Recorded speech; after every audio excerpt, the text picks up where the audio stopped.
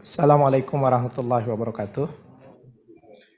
Yang saya hormati Pak Pimpinan, rekan-rekan anggota Komisi 5, Bapak Sekjen, Pak Irjen, Kepala BPSDM, Pak Kiai, dan Pak Kepala BPIW yang baru, Pak.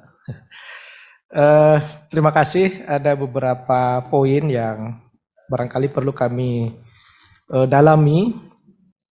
Yang pertama terkait dengan hasil LHPBPK.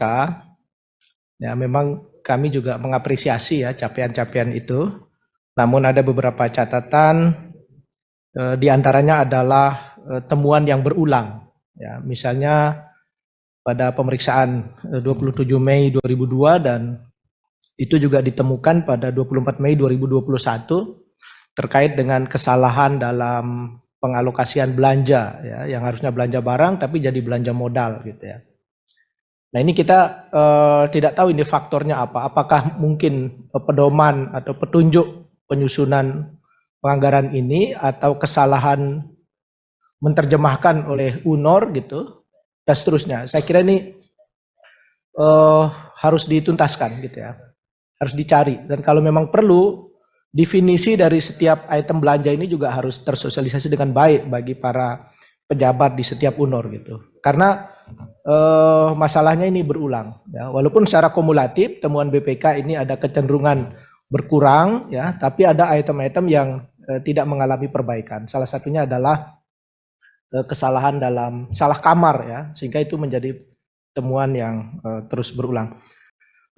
Kemudian yang kedua, barangkali perlu ada fleksibilitas juga di dalam pengelolaan aset ya, terutama aset modal yang sudah tidak terpakai.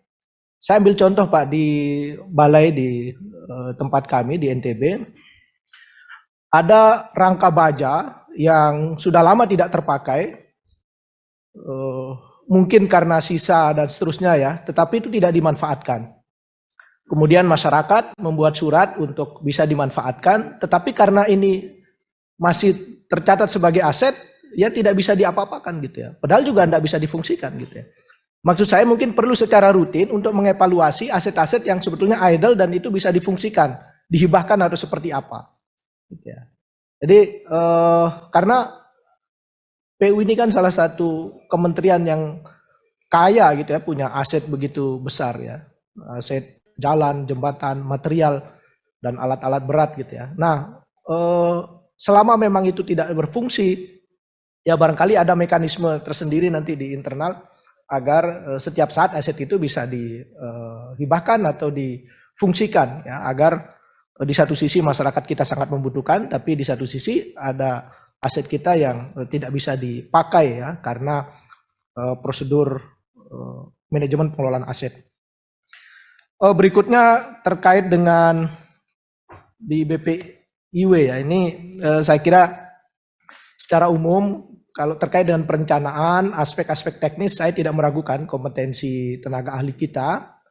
Tetapi yang sering menjadi masalah itu adalah kesalahan dalam pengambil kebijakan untuk setiap bangunan-bangunan atau proyek-proyek strategis.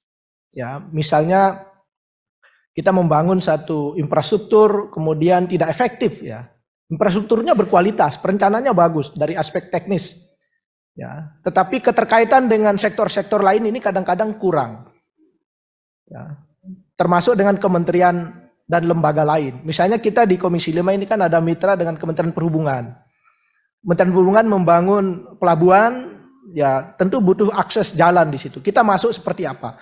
Nah ini banyak pelabuhan-pelabuhan kita yang akses jalannya tidak memadai karena mungkin kita melakukan perencanaan sendiri-sendiri, ya. Demikian juga kementerian lain.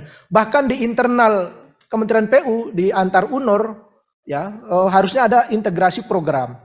Misalnya kita membangun jalan, ternyata di situ ada saluran irigasi. Nah ini mungkin perlu ditingkatkan lagi koordinasi dalam perencanaan pembangunan. Ya, kita belum lagi bicara tentang proyek-proyek strategis nasional yang misalnya ada bandara kita yang tidak beroperasi karena akses jalan ke sana yang belum memadai atau faktor-faktor lainnya. Jadi perencanaan yang lebih integral ini saya kira penting menjadi dasar kita dalam menetapkan kebijakan untuk membangun satu infrastruktur. atau bendungan kita sudah jadi, tapi setelah sekian tahun baru dibangun misalnya spamnya atau air minumnya, gitu, air bakunya, gitu ya. Itu karena padahal satu kementerian cuma beda direktorat jenderal. Maksud saya ini perlu ditingkatkan. Berikutnya ini terkait dengan pengembangan SDM Pak Kiai ini. Saya kira kita mendukung agar kompetensi, ya, kualitas dari tenaga-tenaga ahli kita selain jumlahnya, selain kualitasnya juga jumlahnya. Tapi yang menjadi catatan saya adalah penyebarannya, Pak. Ya, karena dalam data yang kami terima, misalnya tenaga-tenaga ahli kita misalnya yang penerima program magister super spesialis, ini sebagian besarnya ada di Jakarta dan sekitarnya. Ya, di NTB cuma 2 orang, Jakarta 100 orang gitu ya. Ya, tentu ini 3 faktor ya. Pertama adalah kualitasnya kita tingkatkan, kemudian kuantitasnya, jumlahnya. Tapi kalau tidak tersebar merata, saya kira kurang pas juga gitu ya. Jadi untuk melengkapi kualitas dan kuantitas yang terus kita tingkatkan, ini penyebarannya harus lebih merata agar setiap ada kebutuhan tenaga di berbagai daerah itu tidak harus orang Jakarta yang datang ke sana, tapi memang tenaga kita sudah menyebar di setiap daerah. Termasuk juga kerjasama dengan perguruan tinggi, Pak. Ya, pendidikan vokasi maupun saya mengusulkan agar alma mater saya, Universitas Mataram ini juga bisa dimasukkan sebagai salah satu mitra dalam pengembangan SDM ini. Karena perguruan tinggi yang diajak kerjasama ini juga terpusat di Jawa dan beberapa kota-kota besar. Tapi daerah-daerah yang sebetulnya dibutuhkan untuk dukungan agar bisa lebih maju juga ini perlu ditambahkan ya. Jadi itu Pak Kalawi terkait dengan pendidikan vokasi dan super spesialis ya, dalam, karena kami baca datanya ini ada yang kosong ini beberapa provinsi termasuk NTB ya, supaya kerjasamanya ini lebih tersebar merata gitu ya. Itu beberapa hal Pak Ketua ya. Adapun yang terkait dengan